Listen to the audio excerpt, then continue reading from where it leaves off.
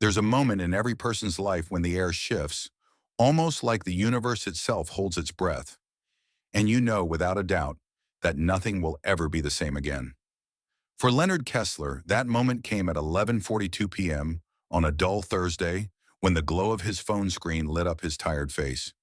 He was sitting alone in the silent kitchen of the Des Moines condo he'd shared with his wife for over a decade.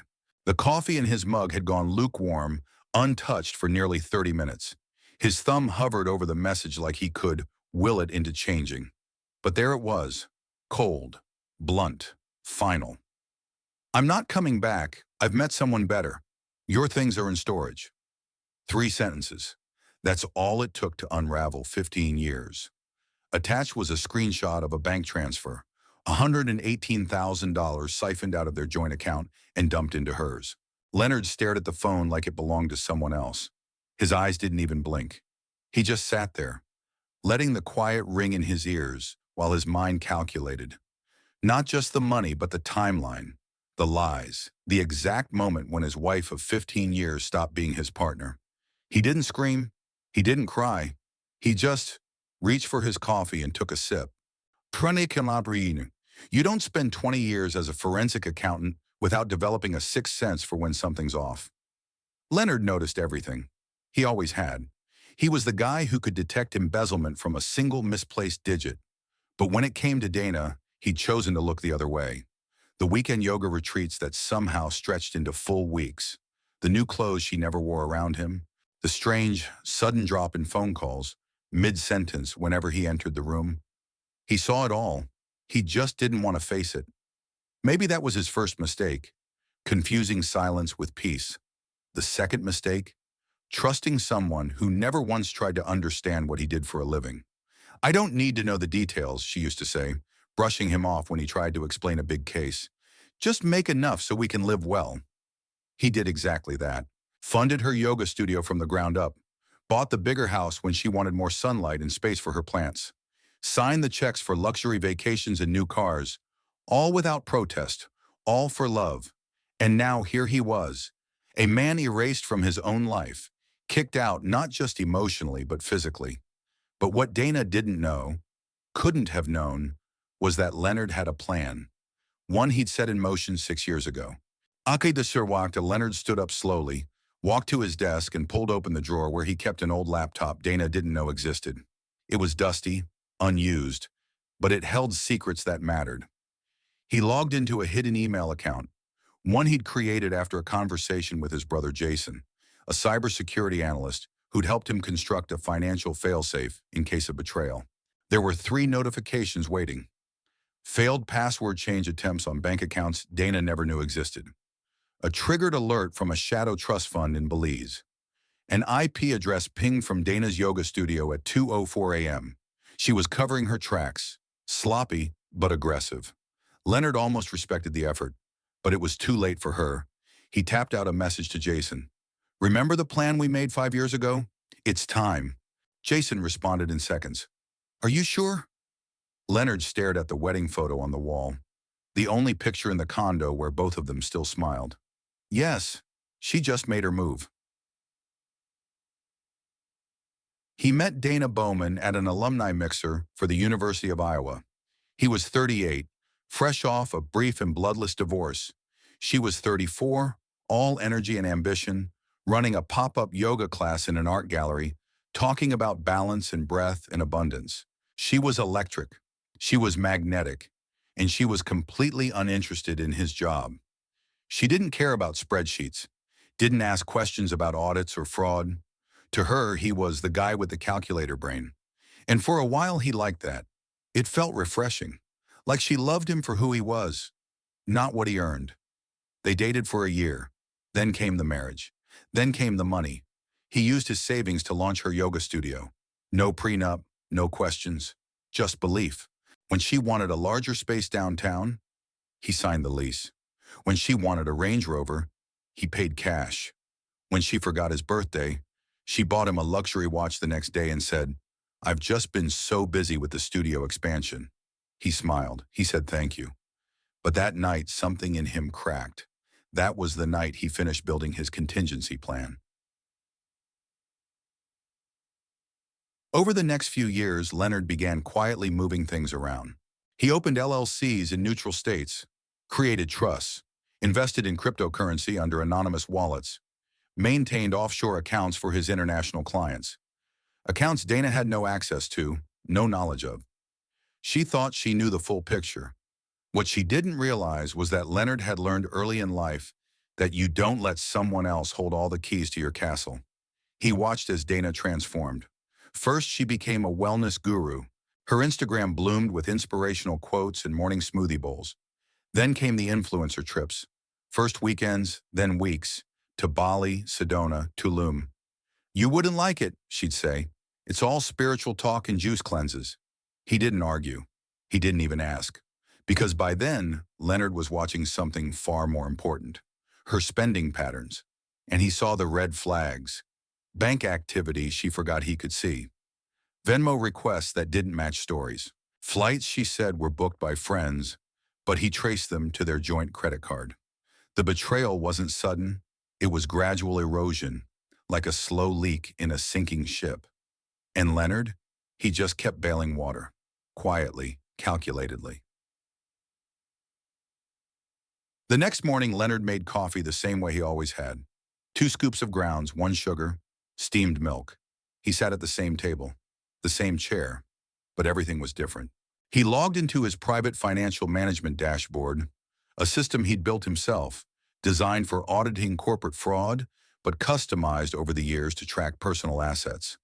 With a few clicks, he activated the full contingency protocol, froze all joint accounts, canceled every shared credit card, triggered a fraud alert with the bank on the $118,000 transfer, sent proof of financial misconduct to his lawyer with instructions, file for divorce immediately. Then he made one last call to his mother. Dana left, took the money, moved my things to storage. There was a long pause on the other end. Oh, honey, she finally said. I'm sorry, but I can't say I'm surprised. What will you do now? Leonard stared out the window, watching morning traffic blur past like it had nothing to do with him.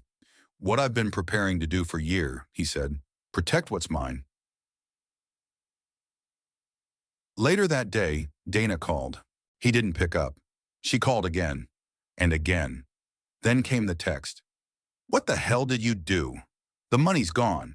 My cards don't work. Leonard didn't respond. Instead, he drove to the storage facility she'd mentioned. She had actually provided the code. Inside were 2 boxes, his laptop and some clothes. Gone were the family heirlooms, his father's watch, photo albums, books with his notes in the margins. Gone. As if he'd never existed. That was when it clicked. This wasn't about money, it was about erasure. It was about someone who thought she could rewrite history without the inconvenience of guilt. Leonard drove to a coffee shop and opened his laptop. It was time to learn everything about the man Dana had chosen over him. A man she'd been tagging in beachside selfies for months. A man she said was better. Trey Harmon. And Leonard, he was done playing defense. There's a particular clarity that comes when you've got nothing left to lose. That clarity sat beside Leonard like an old friend as he scrolled through Trey Harmon's online life. It didn't take long. Trey was an open book, or more accurately, a neon-lit billboard screaming success. He lived online, flashing his abs, flexing in front of leased sports cars, standing on paddleboards with Dana clinging to his back like some kind of wellness trophy. But what Trey didn't realize was that forensic accounting wasn't just about numbers. It was about patterns, contradictions, behavior. And Leonard, he'd built his entire life around spotting what didn't belong. Trey Harmon ran a fitness brand that looked, on the surface, incredibly profitable. Influencer deals, branded gym equipment, exclusive retreats in Bali, thousands of followers. But once Leonard scratched the surface, once he tapped into databases most people didn't even know existed, the illusion crumbled. 3 maxed-out business credit cards, a gym lease double the average market rate, vendor debts piling up like unpaid parking tickets. And Dana? Well, Dana wasn't just supporting this fantasy. She'd signed on as a co-signer for a car loan 2 months before she left Leonard. The someone better she ran to wasn't a man. He was a sinking ship, and Dana had tied herself to the mast. Leonard didn't get mad. He got methodical. Monday morning, he showed up at work like nothing had happened. His assistant Valerie looked shocked. "You're here?" she asked, her eyes darting nervously.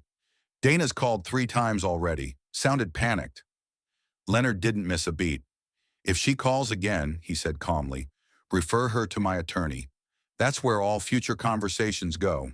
He didn't wait long for the escalation. 2 hours later, the receptionist buzzed his office. "Your wife is in the lobby," she said, her voice tight. "She's insisting." Leonard sighed, straightened his tie, and walked out to greet a hurricane. There she was, Dana, standing like a staged Instagram post in her perfect yoga ensemble, designer sunglasses pushed up into her hair, her smile carefully calibrated. "Leonard," she said loudly, "there's been a mistake. All our accounts are frozen. The bank—" He didn't let her finish. "Not a mistake," he said quietly. "You transferred money without authorization. The bank flagged it as fraud." Her smile flickered. "It was our account. I'm your wife." "You were," Leonard replied. "Now you're the woman who moved out while on vacation and stole 6 figures from our savings. That's financial misconduct." Her tone shifted, her voice now a hiss. "You can't do this to me. I've already made commitments. I've signed a lease. I've put down deposits. I've—" Leonard cut her off again. "With Trey Harmon?" "I know. I've seen everything." Her face drained of color. "You're investigating me?" "I'm protecting myself. You weaponized our marriage to fund someone else's future." "I'll fight this," she snapped. "Good," he said, stepping closer. "But just so we're clear, if you think the joint accounts are everything I have, you're in for a surprise." He turned and walked away, leaving her speechless in the lobby. That afternoon, Leonard's attorney received an email from Dana's newly hired legal team, filled with bluster, empty threats, and a demand for immediate disclosure of all assets. It ended with a weak jab about possible irregularities in Leonard's accounting firm, clearly meant to scare him. He simply forwarded it to his lawyer with a one-line message: "Proceed as planned." Then he went to the gym, not Dana's sleek boutique or Trey's show-off space, but his small, no-frills neighborhood community center. There, Leonard lifted weights until his arms trembled and his mind calmed. Because this wasn't about revenge. It was about liberation. 3 days later, his attorney called. "We found something," she said. "You're going to want to hear this." Turns out Dana hadn't just taken $118,000. Over the past year, she'd been quietly siphoning money out of their joint account in increments. $2,000 here, $3,500 there, masked as business expenses. Total amount, nearly $80,000. Destination, an LLC registered to Trey Harmon. "It qualifies as financial infidelity," his attorney said, "and it gives us grounds for full asset protection." Leonard didn't flinch. He didn't even raise his voice. He just whispered, "Thank you," and ended the call. He wasn't surprised. Not anymore. But something shifted in him again. It wasn't just betrayal. It was betrayal strategically executed over a year, while she smiled across the dinner table. That night, Leonard got a text from an unknown number. "You need to back off. Dana deserves better. Don't make this uglier than it has to be." He stared at the screen, then laughed. Not the angry laugh, but the kind that comes when absurdity reaches its peak. The next morning, he drove to Jason's house. Jason, with his fortress of servers and screens, had always been the digital muscle to Leonard's financial brain. "I need everything on Harmon Fitness LLC," Leonard said. "Public sources only, but deep." Jason raised an eyebrow. "Legal channels?" "Always. I just want to connect the dots faster than they do." 3 hours later, the puzzle snapped into place. Harmon's empire wasn't just fragile, it was collapsing. The gym equipment, already collateral for a $175,000 loan. The new studio space, leased under Dana's name. 3 credit cards, co-signed using her marital status. A car loan, approved based on Leonard's income, though he never signed. Jason clicked through page after page of evidence, then turned to Leonard. She co-signed as your wife. That means you're potentially liable. Leonard stood quietly. She doesn't know what she's done, he murmured. Jason nodded. Neither does he. The following day, Leonard met with his attorney and laid out everything they'd found. We need to move, he said, before they understand what's coming. His attorney smiled grimly. We'll file for emergency asset protection. The forged loan documents alone are enough. By afternoon, everything was in motion. Accounts frozen, loans under review, and the legal wheels spinning at full speed. That evening, Leonard walked into Harmon Fitness. Slick, branded, fake. He spotted Trey immediately. Taller than expected, unnaturally tan, every tooth shining under LED lights. You must be Leonard, Trey said, extending a hand. We need to talk, Leonard replied, ignoring it. In Trey's glass-walled office, Leonard dropped a folder on the desk. Every financial tie between you and Dana, every loan, credit line, and co-signed lease. Trey flipped through, the color draining from his face. These are all legitimate business deals between me and Dana. Approved based on our marriage, my income, my assets. You're saying I'm liable? No, Leonard said, standing. I'm saying the banks will be calling very soon, and I'm out completely. He paused at the door. When Dana left, she took family photos, a watch from my father. They weren't worth much, but they were mine. Trey nodded slowly. I'll see what I can do. The next morning, a courier delivered a box to Leonard's hotel. Inside, the photos, the watch, the books. No note. That afternoon, the emergency freeze was approved. Dana's access to anything tied to Leonard's financial past? Gone. She tried to log into old accounts 17 times. Tried to open new credit cards using their house as collateral. All denied. That evening, she called. For the first time, Leonard answered. What have you done? She screamed. The bank called in Trey's loans. They're seizing the equipment tomorrow. Unfortunate, Leonard said calmly. You're destroying everything. I'm protecting myself from fraud. Then came the shift. Her voice softened. Come home. We can talk. Fix this. Leonard closed his eyes. He could almost see her. The way she'd look when she wanted something. But not this time. There's nothing to fix, he said. The divorce will proceed. The investigation will continue. And Trey? He'll learn what happens when you build on someone else's foundation. He ended the call, then blocked her number. That night, he slept for 9 hours straight. A courtroom cold 3 weeks passed. Leonard didn't hear from Dana again. Not directly, but he didn't need to. The silence was telling. She'd shifted gears, handed everything to her attorney, and was now maneuvering from behind the legal curtain. Then came the court-ordered mediation meeting. Leonard entered the conference room first, flanked by his lawyer, who carried a leather briefcase full of facts and evidence. Not speculation, not accusations, just undeniable truth. Dana walked in 10 minutes late. She looked tired, not disheveled, but dimmed. The vibrancy that once made her magnetic now felt performative. Makeup too perfect, clothes too sharp, like armor. Her attorney, a young man who looked like he'd practiced his courtroom voice in the mirror, was the first to speak. My client is willing to be reasonable, he said, in the spirit of moving forward. Despite the, he cleared his throat, unnecessarily aggressive actions taken against her. Leonard's lawyer didn't flinch. That's good to hear, she said, sliding a document across the polished wood, because this is what the bank just sent us. Dana's attorney read the paper once, then again, this time slower. It was an official finding from the fraud investigation. Dana had forged Leonard's signature on multiple business loans and credit lines, using their marital assets as leverage without his knowledge or consent. Worse, the banks had already referred the case to the district attorney. Dana's attorney paled. We'll need time to review. You have until the end of this meeting, Leonard's lawyer said calmly, because once we leave, the charges are no longer avoidable. Dana turned to Leonard for the first time. Her voice cracked as she whispered, criminal charges? Leonard, come on. You can't be serious. He looked at her, really looked, past the eyes he'd once loved, the face he once trusted.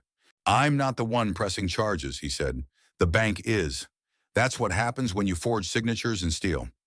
Her lawyer leaned in, whispering something rapid in her ear. She shook her head at first, then slowly nodded. Leonard's attorney slid over a settlement agreement. "If Ms. Bowman signs this today, Leonard is prepared to make a statement to the bank that may reduce the criminal implications. He also agrees not to pursue charges for the unauthorized transfer or the theft of personal property." The room went dead quiet. Dana stared at the document like it was a trap, but she knew it wasn't. It was a lifeline. She signed. The settlement terms were brutal, but fair. Dana kept her yoga studio. She kept her car. She kept her personal belongings. But she received no alimony, and she took full responsibility for every debt she had co-signed in Leonard's name. She wouldn't go to jail, but she'd feel the consequences for years. Trey's loans had already begun defaulting. His gym equipment? Repossessed. Dana's wellness empire was now propped up on matchsticks and Instagram filters. As they left the room, she caught Leonard's sleeve. "I never thought you'd fight back," she said, barely audible. He met her gaze. "You mistook kindness for weakness," he replied. "That was your mistake, just like marrying you was mine." Then he walked away, without another word. The 1 month later, Leonard moved into a modest craftsman-style house on the edge of downtown Des Moines. It wasn't fancy. No granite countertops, no infinity pool, just clean lines, good bones, and silence. He liked it that way. He spent his evenings fixing things with his hands, hanging shelves, repainting walls, building something new from the ruins of what came before. One Saturday, Jason came by to help install cabinets. "Heard anything from Dana?" Jason asked as they measured hinges. "No," Leonard replied, "and I don't expect to."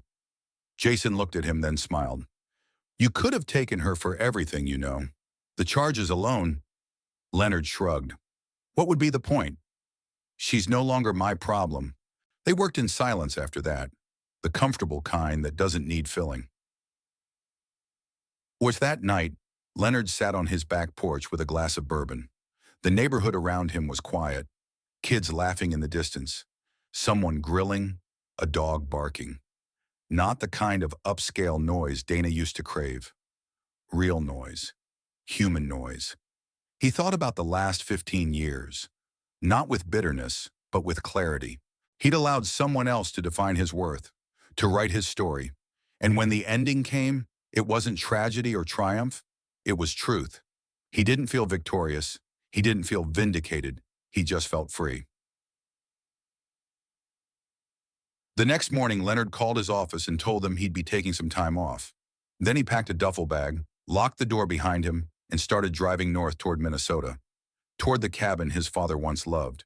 No itinerary, no emails, no spreadsheets, just trees, water, and silence. For the first time in years, he wasn't keeping mental score. No invisible ledger of sacrifices, no calculations about love or betrayal. He wasn't running away from something. He was driving toward peace.